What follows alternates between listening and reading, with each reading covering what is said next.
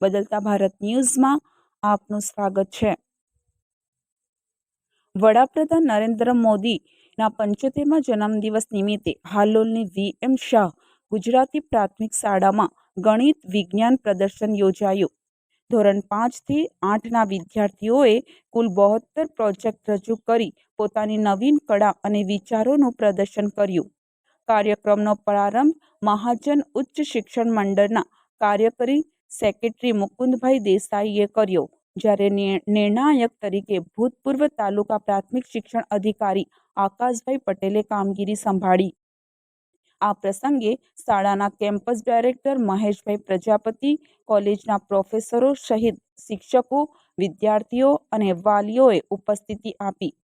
અંતે આચાર્ય હર્ષાબેન શુક્લ તથા આકાશભાઈ પટેલે તમામ વિદ્યાર્થીઓને ભવિષ્યમાં વિજ્ઞાન ક્ષેત્રે આગળ વધવા શુભેચ્છાઓ પાઠવી.